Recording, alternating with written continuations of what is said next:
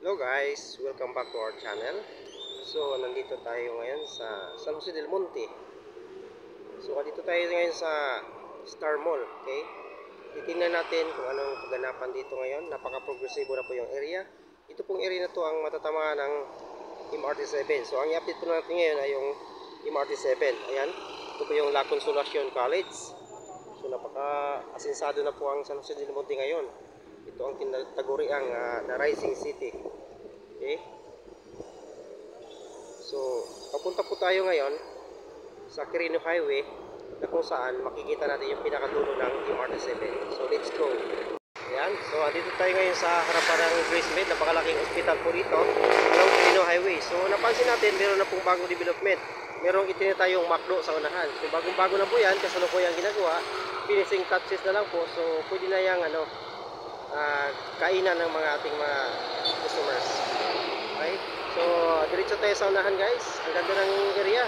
Sobrang improve na ang San Jose del Monte. Okay? So, dito po sa bandang Gumao, okay? Yung Quirino Highway, makikita natin na mayroon ng nakatayong Skyline Drive. Okay? Mall po ito. So, kailan lang? Napansin ko last year, parang ano pa lang ito Talahiban. So ngayon po ay mall na. Okay? Talagang ini-improve nila o pinapasok nila yung negosyo. Ito po yung Skyline Hospital. Napakalaking hospital po dito. Yan po yung kapilya ng iglesia. Okay? So makikita po natin, itong area na to, ito yung dinadaanan ng MRT7. So tara, punta tayo sa unahan. So dito na po tayo sa Tongtong Mangga. Medyo malapit na po doon sa target area natin, yung pinakadulo ng MRT7 na kasalukuyang ginagawa. May mga post na po doon. So napaka-progresibo na po yung Tongtong Mangga. Yung Tongtong Mangga ay isa sa pinaka-maunlad na barangay sa buong San Jose del Monte. So kailan lang, ito ay Talahiban pa lang. Ngayon ay may napalaking building, ginagawang builders warehouse. Okay, so yung paligid niya, ito po yung bagong tayong building lang din. So mayroong gasoline station So mayroon ng commercial space. Grabe po ang pag-usbong ng ekonomiya dito sa San Jose del Monte. Lalo na magkakaroon na ng dito. Possible na dito dumadaan yung MRT7. So andito tayo sa pinakapusod ng Tongtong Mangga. Sa unahan nandoon yung SM City. Ito yung kanyang paligid. Dito yung Jollibee. Sa unahan, nandiyan yung church papuntang grotto. So, dito tayo. Napaka-traffic po yung area. Kaya napakaganda po pag ito ay nalagyan ng MRT7.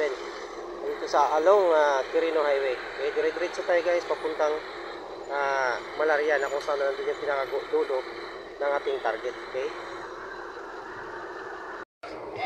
Nandito tayo sa bandang harapan ng SM San Jose del Monte City. Okay, pagkaya nyo po, napakadaming tao mahabol sa party. Dito po tayo guys sa harapan ng SM. So dito pinag-usap-usapan pa kung saan dapat i-linya yung MRT7. Pero mas maganda siguro kung dito sa Quirino Highway along SM City. Okay? Dahil dito yung dagsa ng mga tao. Pero kasi pagka yun ay tuloy-tuloy na ginagawa, siguro magkakaroon ng traffic congestion katulad doon sa pinakadulo ng MRT7. Pero pagka ito ay nagawa naman, sobrang laking ginhawa guys. And of course, yung mga establishment dito, sobrang usbong mo talaga. Napakadaming establishment na ginagawa. Punta tayo sa area. Okay, so pasada natin yung kunti yung Sabano Park. Yan, napakaganda na po ito pasyalan. Isa po itong pasyalan guys, Sabano Park. Ang harap po nito ay pagmamayari ng Ayala Land, okay, sa kahabaan ng Quirino Highway. So napakalapit na po natin doon sa ating area, yung dulo ng ginagawang MRT7. Okay? So dito sa area na ito, andito yung bagong mall. Supermarket, Walter Mart Supermarket. Bagong-bago lang po ito. So nandito po tayo sa gilid ng Altarasa. Okay? Pagmamayari ng mga Ayala. So meron din po ditong STI.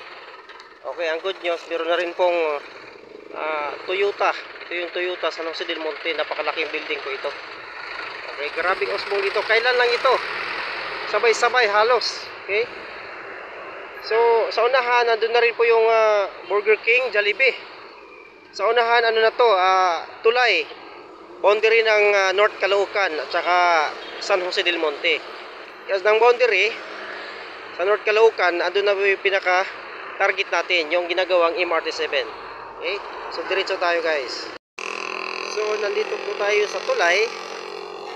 Boundary po ito. Pagtawid natin ay ano na, North Caloocan.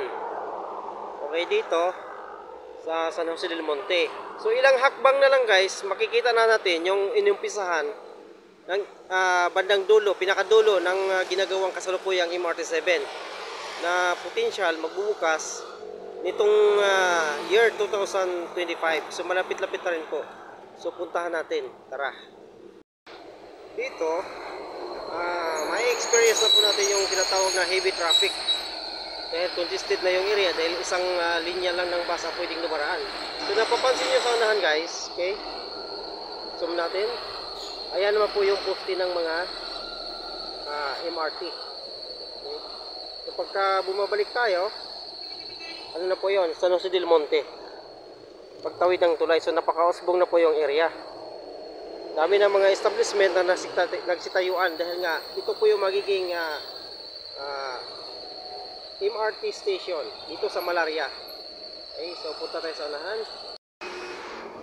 Ito na yung mga poste na kasalukuyan may ginagawa. Okay, ito yung area na to ang magiging MRT-7 station, Malaria. Dito na guys, napakalapit na sa San Jose del Monte, Bulacan. Okay, punta tayo sa pinaka-unahan na kung saan andun yung mga talagang volume ng mga tao na kung saan yung mga biyahero dito talaga dumadaan. Pag nagkaroon ng MRT-7 dito, so napaka iwasay yung kanilang pagbibiyahe. Okay? So yan, nandito tayo sa Malaria. So naka-experience po tayo ng heavy traffic. Okay?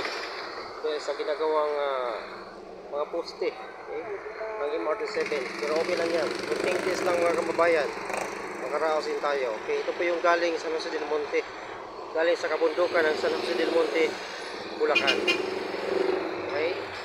So dito na po tayo guys sa tinatawag na Malaria. So grabe nakausbong na rin yung mga establishment dito. Ito may Robinson So ito kasalukuyang ginagawa yung mga poste ng ating MRT-7 line. Okay? Papunta po ito ng SM North. So ito lang muna yung pinakadulo.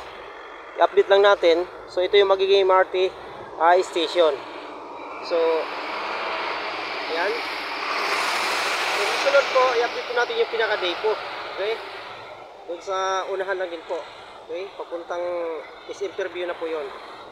So napakaginhawa po guys pag ito na tapos kasi napakabilis na yung biyahe. Kung dati 2 o 3 oras, ngayon 45 minutes na lang mula dito papuntang SM North Itza. Okay, so dito na po muna tayo guys. Huwag niyo po kalimutan, please subscribe po sa ating munting channel. See you